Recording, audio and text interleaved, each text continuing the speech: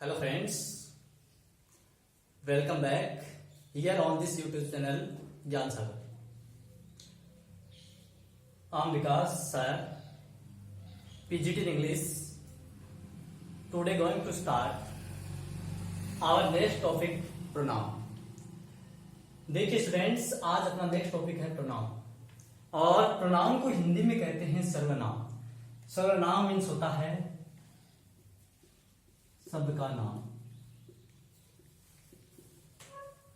अब देखिए हिंदी में जब अपन इसका सेंस पढ़ते हैं तो वहां बोलते हैं कि जो संज्ञा शब्द होते हैं यानी संज्ञा शब्दों के स्थान पर जो वर्ड यूज किया जाता है उसे सर्वनाम कहते हैं, प्रोनाउन बोलते हैं. तो यहां देखिए डेफिनेशन क्या बनेगी. यदि इसकी डेफिनेशन की बात की जाए तो हो जाएगा the word which is used in place of noun called pronoun. देखिए डेफिनेशन ये बन गई द वर्ड ऐसा शब्द विच जो इज यूज्ड प्रयुक्त किया जाता है इन प्लेस ऑफ. यहां इन प्लेस ऑफ के स्थान पर इंस्टीड ऑफ भी बोल सकते हैं, के स्थान पर ऑफ नाउन कॉल्ड प्रोनाउन. यानी ऐसा वर्ड जो किसी नाउन के स्थान पर या नाउन की जगह यूज किया जाता है उसी को अपन बोलते हैं प्रोनाउन. अब देखिए एग्जाम्पल की बात करें, यानी पहले आप ये समझिए कि प्रोनाउन का यूज क्यों किया गया. लैंग्वेज के अंदर प्रोनाउन का यूज करने का मतलब क्या है या अपन किस उद्देश्य से इसका यूज करते हैं. तो देखिए कोई भी अपने पास में जब किसी के बारे में बात की जाए और एक ही नाउन को बार बार अपन यूज करते हैं तब जो लैंग्वेज की भाषा की या लैंग्वेज की जो सुंदरता होती है वो थोड़ी सी उसका सेंस होता है और थोड़ा सा अलग होने लग जाता है. इसलिए उस सेंस को अपना सुंदर बनाने के लिए और भाषा की सुंदरता बढ़ाने के लिए अपन इस नाउन की जगह किसका यूज करते हैं, प्रोनाउन का यूज करते हैं. आपके सामने यदि एग्जाम्पल की बात की जाए, एक एग्जाम्पल ले रहा हूं और एग्जाम्पल देखिए कि अपन किस तरह से अपनी जो भाषा है वह अच्छी बनेगी, लैंग्वेज कैसे अच्छी बनेगी यदि अपन प्रोनाउन का यूज करके देखिए. तो एग्जाम्पल देखिए, एग्जाम्पल ले रहा हूं Mahatma Gandhi is known as the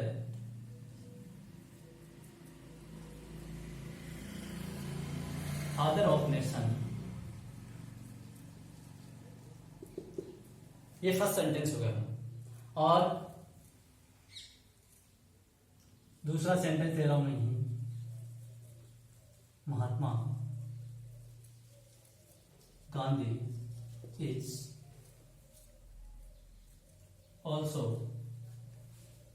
called बाबू.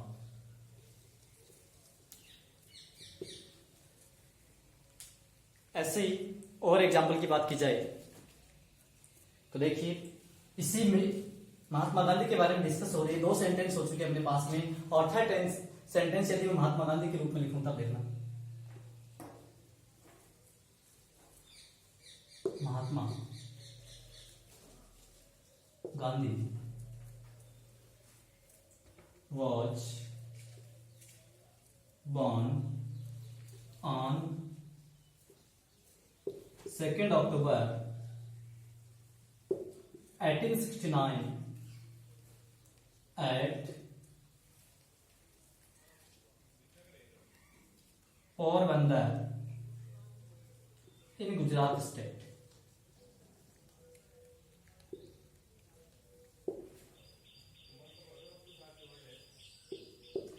ये देखिए अपने पास में इस एग्जाम्पल की बात की जाए पूरा डिस्क्रिप्शन महात्मा गांधी के बारे में दिया गया है और इसमें देखिए आप देख रहे हैं कि एक ही वर्ड बार बार यूज हो रहा है. कौन सा?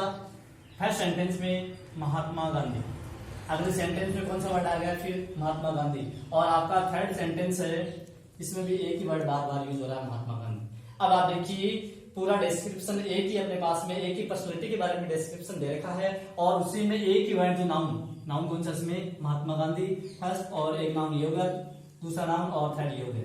यानी यही जो महात्मा गांधी वर्ड है नाउन के रूप में यूज हुआ है, और यही वर्ड बार बार रिपीट हो रहा है। इसलिए देखिए संज्ञा के या नाउन के बार बार प्रयोग होने से उसमें एक दोष आ जाता है, जिसको हिंदी में बोलते हैं पुनरुक्ति दोष, और इंग्लिश में बात की जाए तो इसको रिपीटेशन बोलते हैं। देखिए पुनरुक्ति दोष निवारण के लिए अपन इसको बार बार इसका रिपीटेशन रोकने के लिए और अपनी लैंग्वेज को बेटर बनाने के लिए अपन क्या करते हैं, इस जो नाउन यूज किया गया है उसके स्थान पर कौन सा वर्ड यूज करते हैं, प्रोनाउन यूज करते हैं। अब आप देखिए first sentence, Mahatma Gandhi is known as the father of nation, और दूसरे सेंटेंस में आपके पास में महात्मा गांधी वर्ड आ रहा है, इसकी जगह पर क्या करते हैं, यहाँ इसको उठा करके और इसकी जगह प्रोनाउन यूज कर लेते हैं ही। ऐसे ही थर्ड सेंटेंस में अपन क्या यूज कर लेंगे, वापस इसकी जगह ही यूज कर लेंगे। तो देखिए ये आ जाएगा। और इस तरह से अपने पास में नाउन की रिपीटेशन को रोकने के लिए अपन किसका यूज करते हैं, प्रोनाउन का यूज करते हैं, और प्रोनाउन के यूज से अपनी जो लैंग्वेज है उसकी सुंदरता अच्छी हो जाती है। अब ये तो बात हो गई अपने पास में प्रोनाउन, और प्रोनाउन का यूज नाउन की जगह क्यों किया जाता है। अब देखिए आगे काइंड्स ऑफ प्रोनाउन देखते हैं, यानी जो प्रोनाउन है उसके प्रकार। देखिए kinds of pronoun,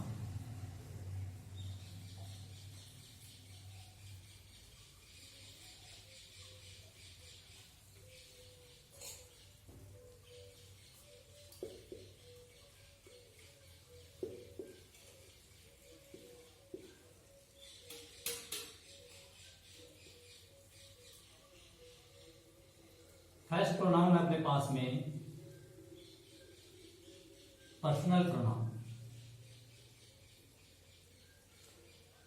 second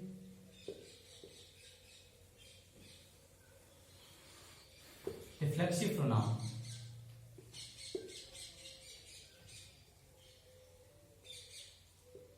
third है एम्फेटिक प्रोनाउन,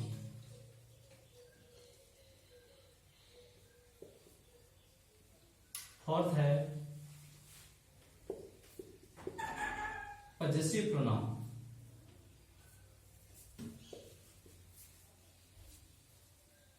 फिफ्थ है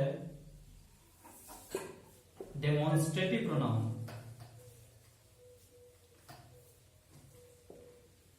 सिक्स्थ है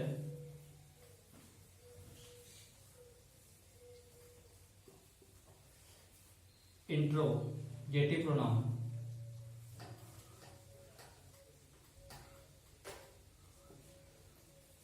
सेवंथ है अपने पास में रिलेटिव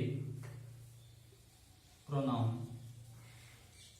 और एड प्रोनाउन है इंडेफिनेट प्रोनाउन।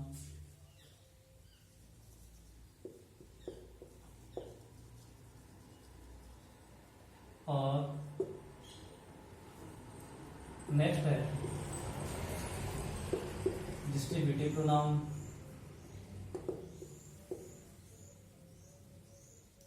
और टेंथ प्रोनाउन है अपने पास में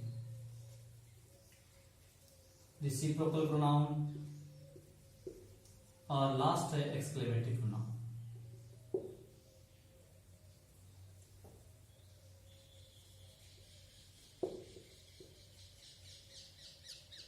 ये देखिए अपने पास में काइंड्स कितने हो गए, 11, यानी there are 11 kinds of pronoun. Pronoun के कितने काइंड्स हैं, 11 हैं। In English grammar there are 11 kinds of pronoun, जिनमें बात की जाए फर्स्ट है अपने पास में पर्सनल प्रोनाउन, सेकंड है रिफ्लेक्सिव प्रोनाउन, थर्ड है एम्फेटिक प्रोनाउन, और फोर्थ है पजेसिव प्रोनाउन, फिफ्थ है डेमोन्स्ट्रेटिव प्रोनाउन, सिक्स्थ है इंट्रोगेटिव प्रोनाउन, और सेवंथ है रिलेटिव प्रोनाउन, एट्थ है इंडेफिनेट प्रोनाउन, और नाइन्थ है डिस्ट्रीब्यूटिव प्रोनाउन, और टेंथ है रेसिप्रोकल प्रोनाउन, और 11th है एक्सक्लेमेटरी प्रोनाउन। अब देखिए हिंदी में आप इनके सेंस देखना। फर्स्ट है पर्सनल प्रोनाउन। पर्सनल प्रोनाउन को हिंदी में कहते हैं पुरुषवाचक सर्वनाम। पर्सनल एक वर्ड होता है पर्सन, जिसका अर्थ होता है पुरुष, और उसी से पर्सनल बना है तो हिंदी में हो जाएगा पुरुषवाचक सर्वनाम। सेकंड अपने पास में रिफ्लेक्सिव प्रोनाउन। रिफ्लेक्सिव प्रोनाउन का अर्थ होता है निजवाचक सर्वनाम। थर्ड है एम्फेटिक प्रोनाउन। एक वर्ड होता है एम्फेसाइज जिसका अर्थ होता है जोर देना, और जोर देकर के इसको क्या बनाया जाएगा, निश्चित बनाया जाएगा। तो एम्फेटिक प्रोनाउन से जाएगा निश्चयवाचक सर्वनाम। फोर्थ है पजेसिव प्रोनाउन। पजेसिव प्रोनाउन का अर्थ होता है अधिकारवाचक सर्वनाम। फिफ्थ है डेमोन्स्ट्रेटिव प्रोनाउन। इसका हिंदी अर्थ होता है संकेतवाचक सर्वनाम। और सिक्स्थ है इंट्रोगेटिव प्रोनाउन जिसको कहते हैं पर्सनवाचक सर्वनाम। और अगला है रिलेटिव प्रोनाउन जिसको बोलते हैं संबंधवाचक सर्वनाम। और इससे अगला है इंडेफिनिट प्रोनाउन जिसको कहते हैं अनिश्चयवाचक सर्वनाम। और अगला है डिस्ट्रीब्यूटिव प्रोनाउन जिसको व्यष्टिवाचक या फिर इसी का दूसरा नेम होता है विभाजनवाचक सर्वनाम। और इससे नेक्स्ट है रेसिप्रोकल प्रोनाउन जिसको कहते हैं अपन पारस्परिकतावाचक सर्वनाम। और नेक्स्ट है एक्सक्लेमेटरी प्रोनाउन जिसको कहते हैं यानी विस्मयादि वाचक या विस्मयादि बोधक सूचक कह सकते हो आप। और प्रोनाउन जुड़ आ जाएगा आपके पास में सर्वनाम। तो देखिए इस प्रकार से अपने पास में 11 काइंड्स हैं प्रोनाउन की। एक बार लिखना चाहो लिख लीजिए, या स्क्रीनशॉट लेना चाहो तो वो भी ले सकते हैं आप। अब देखिए उसके बाद में बात करते हैं अपन डिटेल से एक एक की। सबसे पहले आएगा अपने पास में पर्सनल प्रोनाउन। तो देखिए पर्सनल प्रोनाउन होता क्या, पहले वो समझने की कोशिश करना। फर्स्ट अपने पास में personal pronoun. First of all we will discuss about personal pronoun.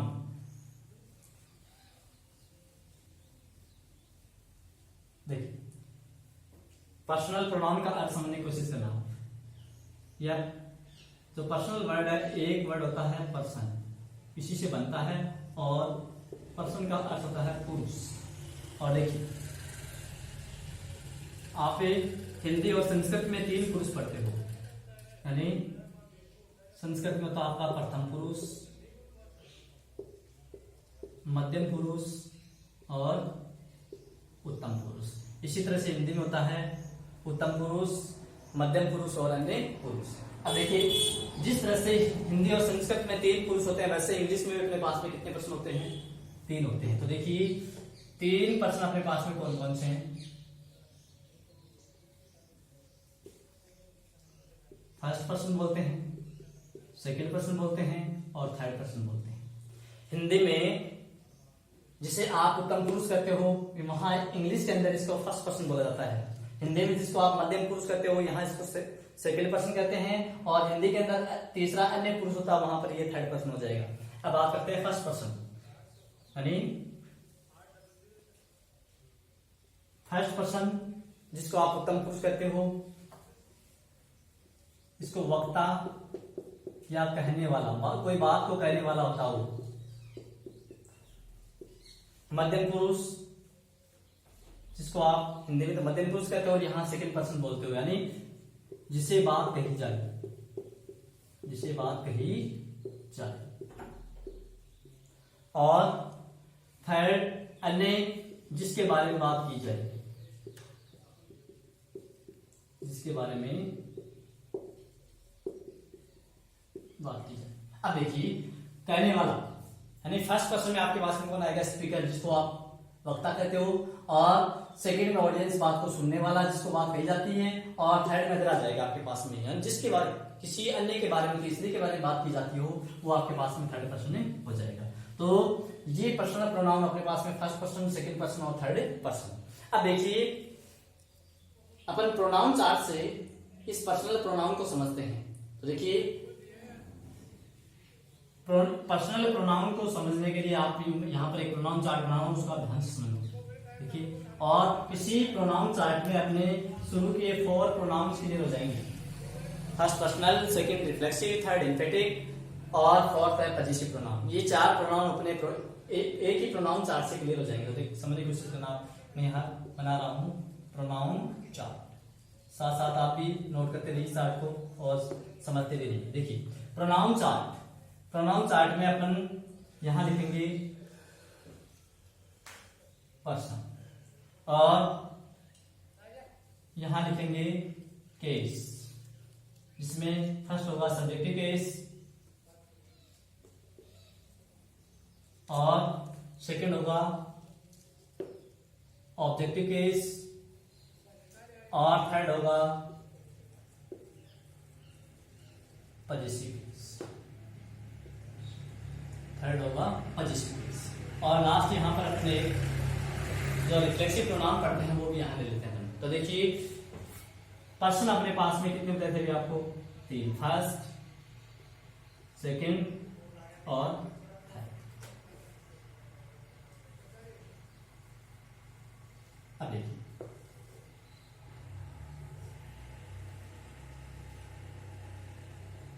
ये अपने पास फर्स्ट पर्सन में सब्जेक्टिव केस। पहले आप एक जो सब्जेक्टिव केस लिखा है, मैंने जो केस वर्ड लिखा है इसको आप सुनने की कोशिश करना है। यहाँ केस हिंदी में जिसको कारक कहते हैं, और यहाँ इंग्लिश में अपन केस पढ़ेंगे, 3 केस पढ़ेंगे। फर्स्ट जिसको सब्जेक्टिव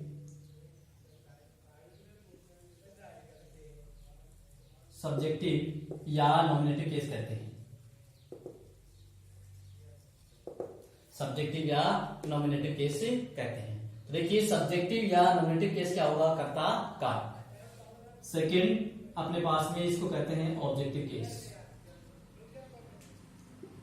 ऑब्जेक्टिव केस जिसको हिंदी में कहते हैं क्रम कारक। और थर्ड है पजेसिव केस कहते हो या इसको रिलेटिव केस कह दो, पजेसिव केस या रिलेटिव केस, और हिंदी में बोलते हैं इसको संबंध कारक। तो देखिए अपने पास में ये प्रोनाउन चार्ट में जो 3 केस आएंगे उनको फिर आप समझने की कोशिश करना। फर्स्ट केस होगा सब्जेक्टिव केस या नॉमिनेटिव केस, इसको बोलते हैं कर्ता कारक।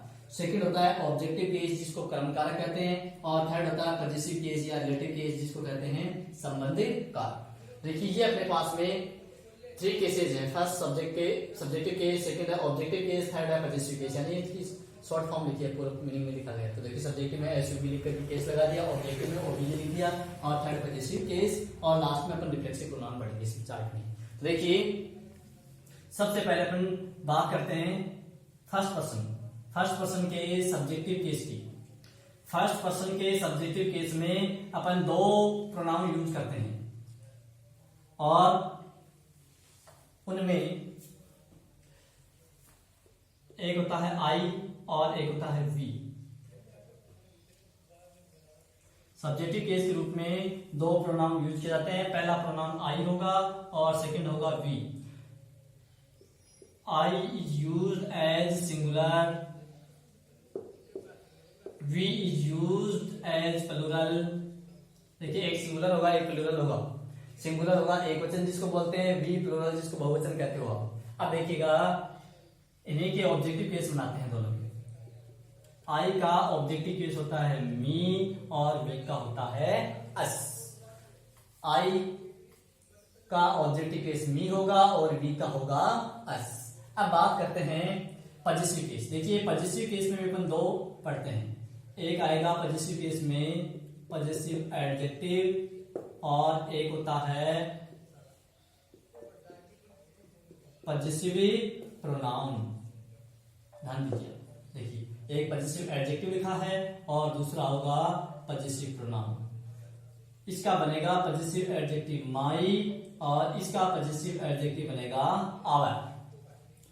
कुछ स्टूडेंट्स इसका प्रोनाउंसिएशन ओवर करते हैं, ओवर नहीं होता बल्कि आवर होता है। देखिए और पजेसिव प्रोनाउन होगा इसका माइन और इसका हो जाएगा hours.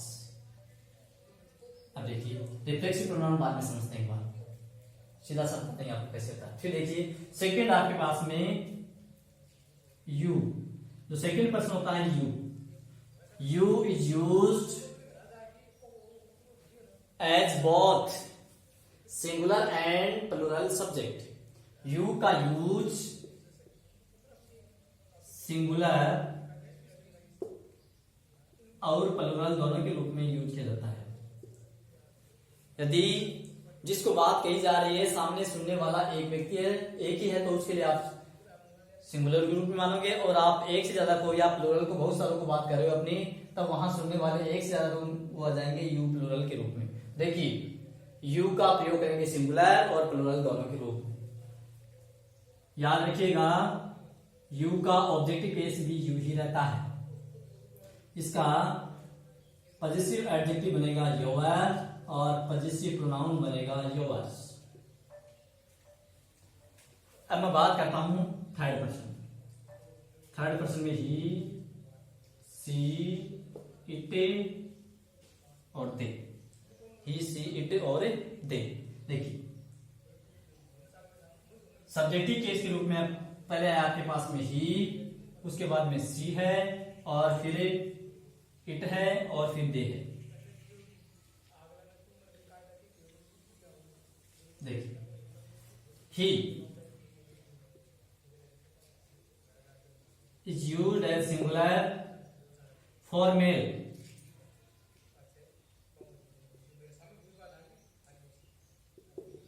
She is used as singular and for female.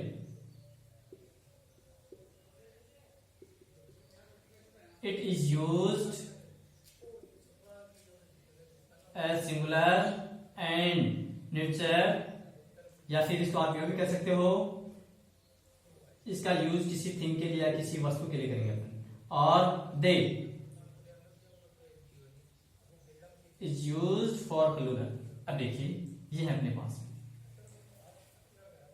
He singular के लिए यूज होगा और यह किसी पुरुष के लिए या मेल के लिए यूज किया जाएगा। सी भी सिंगुलर के लिए यूज होगा और किसी फीमेल के लिए यूज किया जाएगा।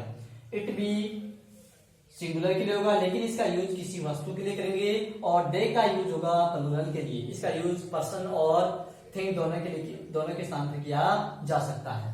अब आप देखिएगा इनके ऑब्जेक्टिव केस। ही का ऑब्जेक्टिव केस होता है हिम और पजेसिव एडजेक्टिव बनेगा हिज और पजेसिव प्रोनाउन भी बनता है हिज। ये सेम है इसलिए दोनों के स्टार लगा रहा हूं। अब देखिए सी का आपके पास में ऑब्जेक्टिव केस होगा है, पजेसिव एडजेक्टिव भी है होगा और पजेसिव प्रोनाउन बनेगा हर। इट का ऑब्जेक्टिव केस इट होता है, पजेसिव एडजेक्टिव बनेगा इट्स और इसका पजेसिव प्रोनाउन नहीं बनता है। यानी इसको मैं छोड़ रहा हूं और यहां आप एक बात नोट करना कि इसका पजेसिव प्रोनाउन क्यों नहीं बनता। देखिएगा यहां नोट लगा है, इसको आप समझने की कोशिश करना। इट का पजेसिव प्रोनाउन क्यों नहीं बनता है, समझने की कोशिश करना। पजेसिव प्रोनाउन होता है किसी वस्तु पर अधिकार दर्शाने वाला। और देखिए अब इसका पजेसिव प्रोनाउन अपन क्यों नहीं बना पाते हैं, क्योंकि इट स्वयं क्या होती है, इट का यूज किसी वस्तु के लिए किया जाता है और किसी वस्तु का किसी दूसरी वस्तु पर पजेशन नहीं हो सकता, अधिकार नहीं हो सकता, इसलिए इट का पजेसिव प्रोनाउन नहीं बनेगा। फिर आप समझने की कोशिश करना कि इट एक स्वयं वस्तु होती है और किसी वस्तु का वस्तु पर अधिकार नहीं हो सकता, इसलिए इट का पजेसिव प्रोनाउन नहीं बनता। फिर नेक्स्ट देखिएगा दे प्लूरल के रूप में यूज किया जाता है। बोथ पर्सन्स एंड थिंग्स, यानी दे का यूज प्लूरल के लिए होगा, पर्सन्स और थिंग्स। देखिए दे का ऑब्जेक्टिव केस होता है देम और इसका पजेसिव एडजेक्टिव होगा देयर और पजेसिव प्रोनाउन बनाएंगे देयर्स। समझने की कोशिश करना। लास्ट दे है, प्लूरल के रूप में यूज किया जाता है। प्लूरल के रूप में से आपके पास में पर्सन्स हो चाहे थिंग्स हो उनके लिए यूज होगा और इसका ऑब्जेक्टिव केस देम बनेगा। इसका पजेसिव एडजेक्टिव देयर होगा और पजेसिव प्रोनाउन बनाएंगे देयर्स। तो ये तो बात होगी अपने पास में फर्स्ट सेकंड थर्ड पर्सन है, उनके सब्जेक्टिव केस, ऑब्जेक्टिव केस और पजेसिव केस। अब देखिए आगे बात करते हैं इसके इनके रिफ्लेक्सिव प्रोनाउन की। तो देखिएगा रिफ्लेक्सिव प्रोनाउन बनता कैसे हो, आप समझने की कोशिश करना। देखो रिफ्लेक्सिव प्रोनाउन बनाने के लिए आप ध्यान दीजिए, फर्स्ट पर्सन और आपका जो सेकंड पर्सन है, फर्स्ट पर्सन और सेकंड पर्सन है, इनके पजेसिव एडजेक्टिव की तरफ जाइए आप। कहां जाओगे? पजेसिव एडजेक्टिव की ओर। अब देखिए इनमें पजेसिव एडजेक्टिव है कौन कौन से? माई, आवर और योर। माई, आवर और योर। पजेसिव एडजेक्टिव वाले आपको वर्ड्स ढूंढने हैं, उनके बाद में इनके सिंगुलर के साथ में आपको क्या जोड़ना है? पजेसिव एडजेक्टिव में जो सिंगुलर है उसके साथ में आपको ऐड करना है सेल्फ, और जो प्लूरल है उसके साथ में ऐड करना है सेल्वेज। सिंगुलर के साथ में क्या ऐड करोगे? सेल्फ, और प्लूरल के साथ में क्या ऐड करोगे? सेल्वेज। सेल्फ और सेल्वेज ऐड करने पर यहां जो वर्ड बनेगा वही किसके रूप में यूज किया जाएगा? प्रोनाउन के रूप में यूज, रिफ्लेक्सिव प्रोनाउन के रूप में यूज होगा।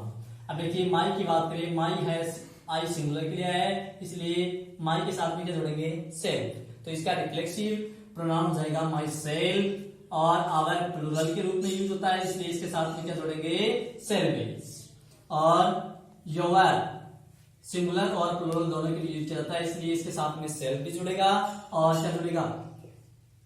सेल्वेज भी जुड़ेगा। तो ये हो जाएगा योर सेल्फ और योर सेल्वेज। ये तो हुई बात किसकी? फर्स्ट पर्सन और सेकंड पर्सन की। यानी रिफ्लेक्सिव प्रोनाउन बनाते समय ध्यान दीजिएगा कि जो फर्स्ट पर्सन और सेकंड पर्सन के पजेसिव एडजेक्टिव माई, आवर और योर, इनके सिंगुलर के साथ में जोड़ेंगे सेल्फ, और प्लूरल के साथ में सेल्वेज जोड़ते हैं। सेल्फ और सेल्वेज जोड़ने से जो वर्ड बनेगा वही रिफ्लेक्सिव प्रोनाउन के रूप में यूज किया जाएगा। तो देखिएगा माई के साथ में क्या जोड़ा? सेल्फ, आवर प्लूरल, इसलिए इसके साथ में सेल्वेज जुड़ जाएगा, और योर सिंगुलर और प्लूरल दोनों के रूप में यूज किया जाता है, इसलिए इसके साथ में योर सेल्फ और योर सेल्वेज। यानी यहां तक इज दैट क्लियर? अब देखिए हिम। आगे थर्ड पर्सन की बात करते हैं। तो देखिए थर्ड पर्सन में रिफ्लेक्सिव प्रोनाउन बनाने के लिए अपन क्या करते हैं कि इसका जो ऑब्जेक्टिव केस होगा, थर्ड पर्सन का जो ऑब्जेक्टिव केस है उसके सिंगुलर के साथ में सेल्फ जुड़ेगा, और इन्हीं का जो प्लूरल होगा उसके साथ में क्या जुड़ेगा?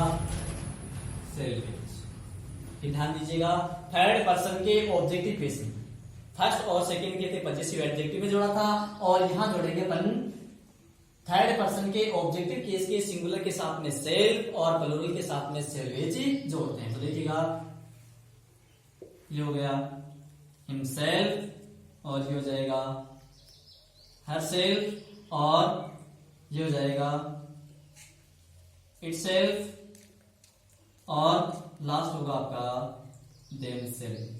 अब ध्यान दीजिएगा, समझने की कोशिश करना। इनका ऑब्जेक्टिव केस ही है अपने पास में। तो देखिए ऑब्जेक्टिव केस में हिम, ही सिंगुलर है और सिंगुलर से हिम बन गया, तो यहां हिम के साथ में क्या जोड़ेंगे? सेल्फ। तो ये हो जाएगा हिमसेल्फ। ऐसे ही हर भी अपने पास में सिंगुलर है, इसलिए हर के साथ में सेल्फ जुड़ करके यहां हर सेल्फ आ जाएगा। इट भी किसके लिए यूज हुआ है? सिंगुलर के लिए यूज हुआ है, इसलिए इसके साथ में इट सेल्फ आ जाएगा। और देम ये किसके लिए है? प्लूरल के लिए है, इसलिए प्लूरल के साथ में सेल्वेज जुड़ जाएगा। इस प्रकार अपने ये हो गए रिफ्लेक्सिव प्रोनाउन। एक बार इसको नोट कर लीजिए, या स्क्रीनशॉट लेना चाहो तो स्क्रीनशॉट ले लीजिए।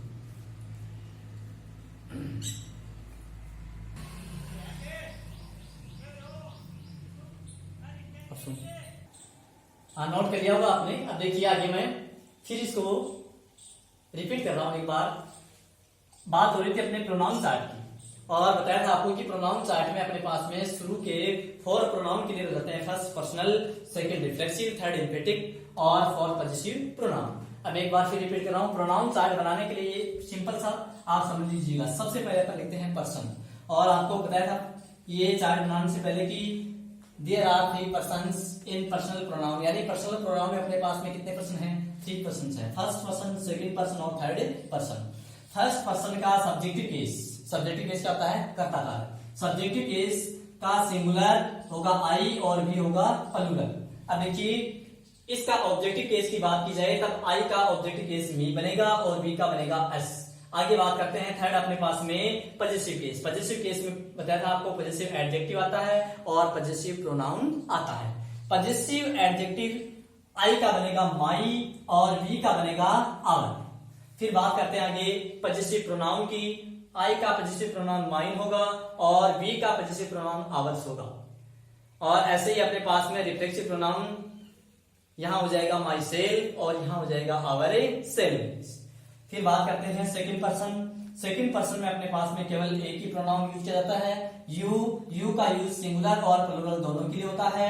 और ध्यान दीजिए यहां मैंने स्टार लगाया है, यानी सब्जेक्टिव केस और ऑब्जेक्टिव केस दोनों यहां सेम रहते हैं, यानी यू का यूज सब्जेक्ट के रूप में भी होता है और ऑब्जेक्ट के रूप में भी किया जाता है। इसके बारे में आगे विस्तार से हम चर्चा करेंगे। फिर तो देखिए यू का ऑब्जेक्टिव केस यू हो गया, पजेसिव एडजेक्टिव योवर बनेगा, पजेसिव प्रोनाउन योवर्स होगा और रिफ्लेक्सिव प्रोनाउन सिंगुलर और प्लूरल दोनों होने के कारण योवर सेल्फ भी होता है और योवर सेल्वेज भी होता है।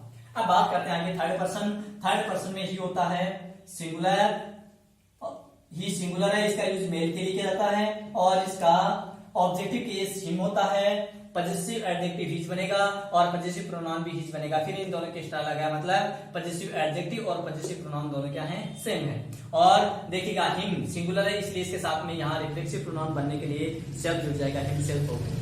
नेक्स्ट आगे चर्चा करते हैं सी है सिंगुलर, इसका यूज फीमेल के लिए होता है और इसका आपके पास में ऑब्जेक्टिव केस हर बनेगा, पजेसिव एडजेक्टिव भी हर बनेगा, दोनों सेम है इसलिए इनके स्टार लगा दिया। अब देखिए पजेसिव प्रोनाउन होता है हैज और रिफ्लेक्सिव प्रोनाउन है सिंगुलर, इसलिए इसके साथ में सेल्फ हो जाएगा हर सेल्फ। नेक्स्ट बात करते हैं इट की। इट होता है सिंगुलर और ये किसी अपने पास में थिंग के लिए, वस्तु के लिए यूज किया जाता है। इट का ऑब्जेक्टिव केस भी इट रहेगा, यहां भी मैं कर देता हूं स्टार्ट, क्यों, क्योंकि इट का यूज सब्जेक्ट और ऑब्जेक्ट दोनों के रूप में किया जाता है। इसका पजेसिव एडजेक्टिव इट्स बनता है, पजेसिव प्रोनाउन कोई नहीं बनता है। नोट लगा करके आपको बात बताई थी मैंने यहाँ। और एक ही रिफ्लेक्सिव प्रोनाउन होगा इटसेल्फ, दे।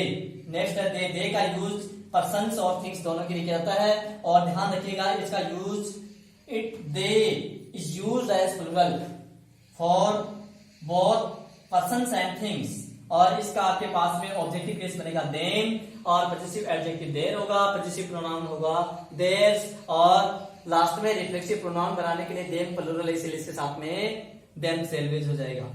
दोस्तों आगे डिटेल से इनके बारे में डिस्कस करने के लिए अपन नेक्स्ट वीडियो में डिस्कस करेंगे। यदि आपको वीडियो पसंद आए तो लाइक जरूर करना, कमेंट बॉक्स में कमेंट कीजिए और subscribe it more and more. Thanks.